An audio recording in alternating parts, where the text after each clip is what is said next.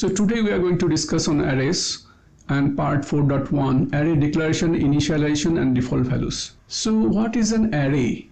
An array is one of Java's simplest data structures. It is a fixed size ordered collection where all elements are of the same data type.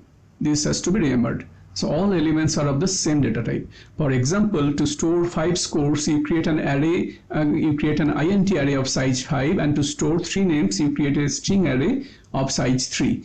Arrays have 3 important properties to remember. First, arrays have a fixed size. When you create an array such as new int5, it will always hold exactly 5 elements and cannot be resized. And second, arrays are 0 index. The first element is stored in index 0, not index 1. Therefore, an array with 5 elements has valid indices 0 through 4. Third, arrays are homogeneous, meaning all elements must be of the same type. For example, an int array can store only integers. Another important concept is that arrays are objects in Java.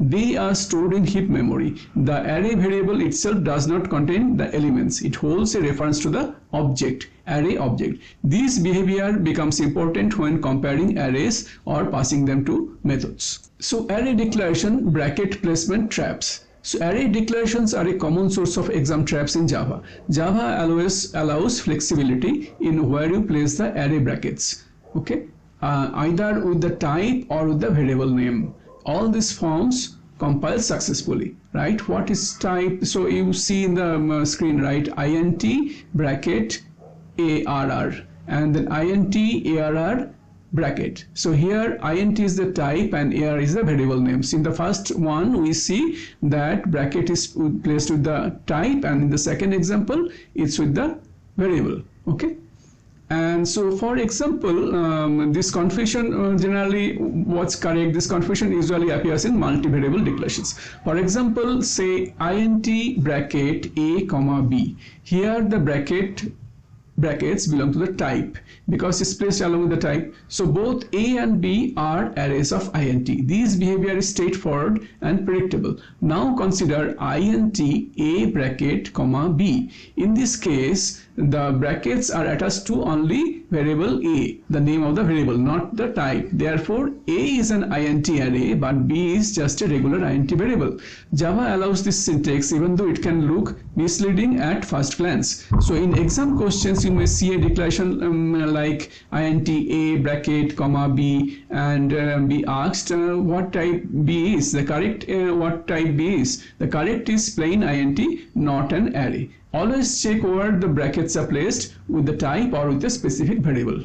Okay. Array initialization, there are 3 ways. There are 3 ways to create and initialize an array in Java. First, you can create an array using new with a specified size array int bracket arr and then new int3, say. This creates an array of 3 integers and each element is automatically initialized to default value 0. Second, you can use an inline initializer array literal, and then int bracket arr within brackets second bracket 1 2 3 within braces 1 2 3. Here the values are listed directly inside the braces. Java automatically counts the elements and determines the array size. You cannot specify the size separately in this form.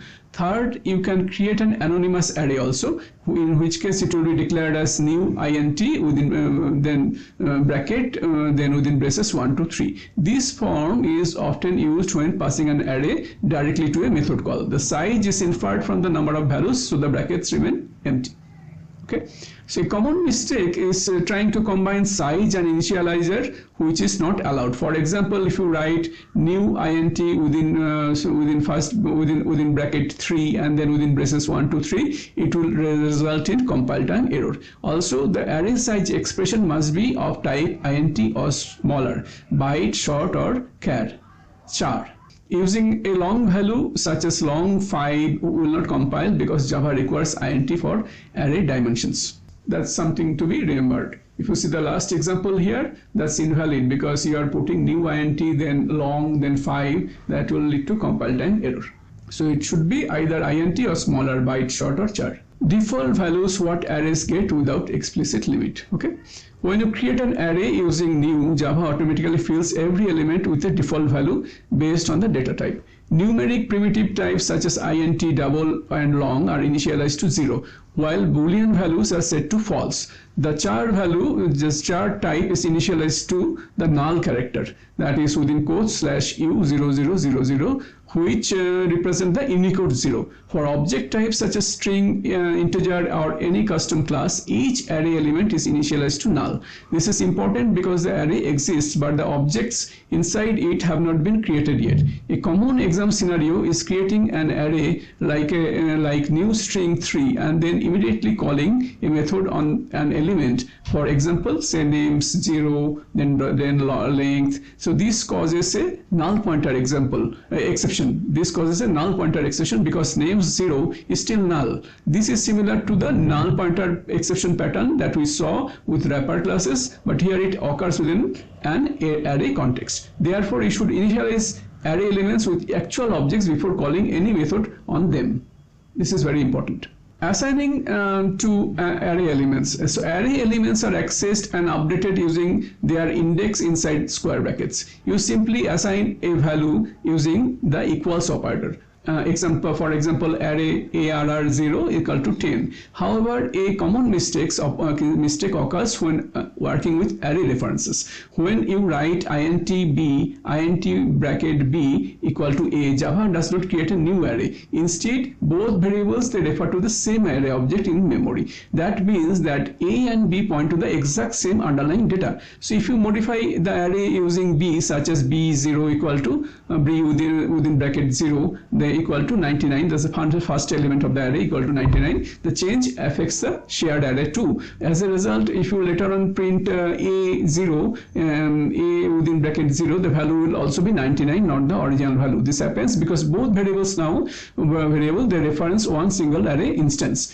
If you want an actual copy of the array, you must create a new one. You can do this using methods like arrays.copyof or by copying elements manually within a loop. Exam questions often test this concept by showing two variables referencing the same array and then asking what the output will be after a modification.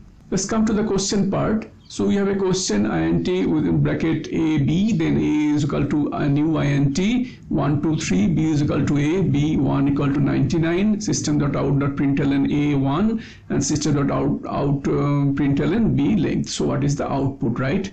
So answer here is b, 99 and 3. int a b, both arrays within brackets on type. Both are arrays, int a and b. So because the brackets are on type, right? So both are arrays only. Then b equal to a, right? They share the same reference, and so we are assigning basically, so they share the reference. So b1, when you put 99, it will modify the shared array. a1, now it will become also 99 and length is 3. That's about it. If you want to practice more questions like this, and you have to go to https://javalearnclustermicro.com. There you'll find 29 full-length practice tests and 1624 practice questions with detailed explanations. Thanks for your time.